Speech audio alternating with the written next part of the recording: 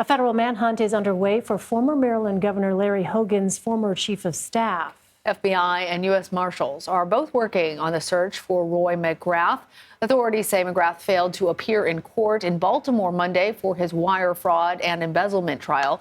He has pleaded not guilty to charges related to his position running the Maryland Environmental Service. CBS News congressional correspondent Scott MacFarlane joins us now. So, Scott, what are authorities saying so far about where McGrath might be?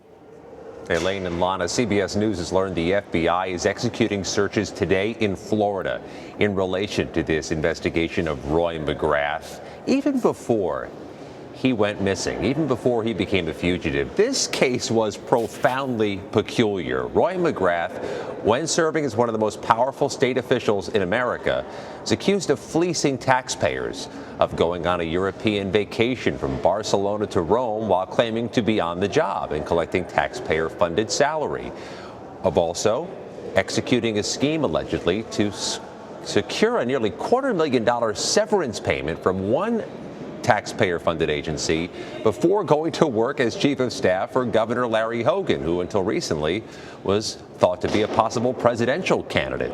So Roy McGrath is accused of a unique crime, but this case has far and away become more unique when he did not show up for the first day of jury selection in his federal trial Monday and hasn't been heard from since. Well, Scott, you're talking about how very unusual this case is. I understand you spoke with a legal analyst. What did he have to tell you?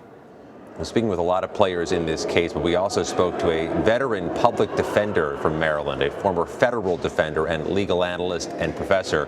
His name is Lucius Outlaw, who says it should be no surprise that the judge didn't hold Roy McGrath in jail in custody until trial, that would have been more unexpected. Hear more now from Lucius Outlaw. I would say, I'm hearing a lot of questions about why was he even out on pretrial release. And it's just important to know when someone is charged with a crime, the judge has to make a determination first, should they be held pretrial in jail or allowed release, with the default usually being release unless the government can show that that person is a flight risk or a danger to the community. And so in weighing those factors, I'm sure the judge in this case believed that, well, he wasn't charged with a violent or drug-related crime, so he's not a danger to the community. Multiple sources are telling us if and when Roy McGrath is captured by the U.S. Marshals and FBI, he will most certainly will be held in pretrial detention until this trial takes place. He clearly has shown himself to be a flight risk. So, Scott, you just answered my question, which was going to be about what would happen if McGrath was captured. I'm wondering, Scott, in the halls of Congress there, is this a story that I imagine is probably getting some attention from the staff, from people there? Are you hearing anything sort of privately that people might be saying about this?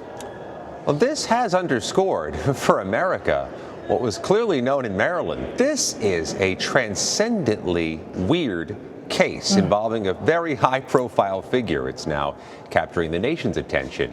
His going rogue or being on the lam could impact the trajectory of this case, though. To be clear, Lana and Elaine, the prosecutors could add new charges, could make arguments about him being a fugitive as part of their prosecution if the federal judge allows them.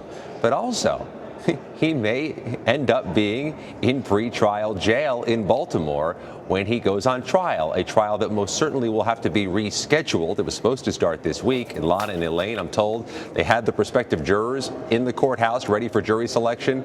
They have since been let go. Likely a new jury pool will be needed whenever they get this thing back on the schedule. All right, Scott, thank you.